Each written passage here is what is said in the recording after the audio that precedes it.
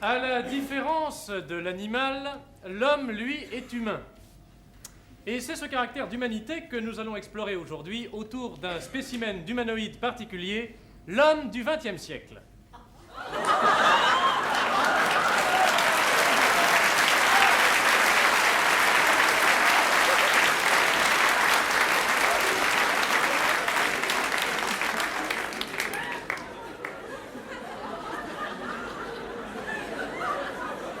Comme vous pouvez le constater, l'homme du XXe siècle n'est ni plus ni moins beau que celui des siècles précédents. Ainsi, notre ami Coco, puisqu'il s'appelle Coco, dit bonjour Coco. Bonjour, Coco. Non, bonjour. Bonjour. Notre ami Coco, donc, est sans doute moins beau que Roméo, mais plus beau nettement que Quasimodo. Y a intérêt. Dans l'ensemble, la morphologie générale est la même qu'avant, à ceci près cependant qu'au XXe siècle, certains hommes, comme du reste notre ami Coco, portent des semelles orthopédiques. Ce que l'on ne voyait jamais au Moyen-Âge, par exemple. C'est grâce à ça que j'ai pas fait mon service. De même, la forme du crâne n'a pas beaucoup changé au cours des siècles, des mois et même des années. Elle est toujours ovoïde, oblongue, obdusoire. Et tu peux mettre la main, hein, j'ai pas les cheveux gras. Le front est toujours placé en haut du visage, au-dessus du nez, à la base du cuir chevelu. Le nez toujours au milieu de la face, même s'il est tordu, comme c'est le cas ici. Tordu toi-même. Et la bouche toujours en bas, au-dessus du cou. Eh oui les filles, c'est pas demain que je servirai de modèle à Picasso. En fait, ce qui caractérise réellement sur le plan physique l'homme du XXe siècle, c'est le port de la barbe. Vous pouvez y aller, c'est une vraie.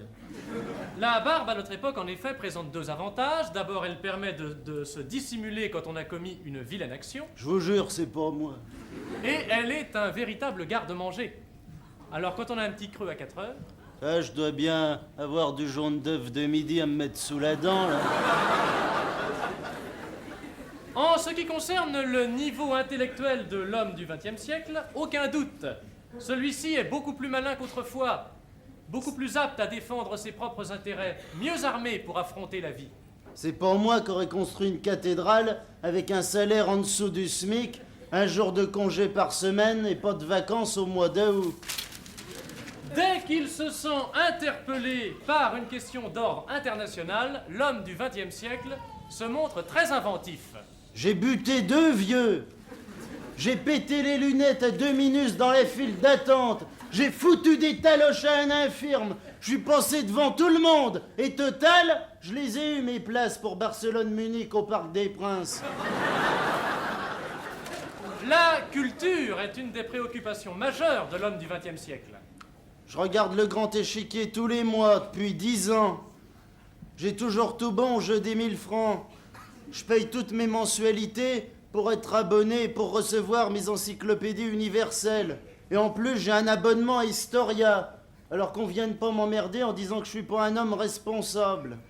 En ce qui concerne le sexe, c'est à une véritable émancipation. Une libération totale de l'individu et de ses pulsions les plus hautes que nous assistons en cette fin de XXe siècle. Bon, ma feignasse de femme est en train de faire la vaisselle. Je vais aller aux putes. C'est samedi, j'ai touché la paye. Sur le plan politique, dans certains pays comme le nôtre, le XXe siècle a permis à l'homme de choisir librement le gouvernement qu'il désirait, et ce, dans le strict respect de la liberté d'autrui. Premièrement, je fais pas de politique. Deuxièmement, mes opinions politiques, ça regarde que moi. Troisièmement, celui qui est pas d'accord avec moi, je lui casse la tête. Quatrièmement, je dis jamais pour qui je vote avant. Et après, je dis que j'ai voté pour celui qui a gagné. Cinquièmement, moi, s'il y a la guerre, je m'en fous. À mon âge, je serai plus mobilisé. Puis en cas d'occupation, faut pas dramatiser. Si on a de l'éducation, on peut très bien s'en tirer.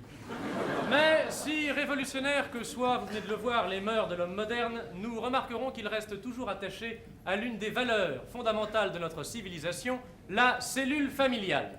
Bon, ma môme est à son club de majorette, ma femme est à l'usine, mes vieux sont à l'hospice avec d'autres vieux, donc ils s'ennuient pas. Eh ben, je suis peinard, je vous quitte, je vais boire un coup au bistrot. Attends-moi.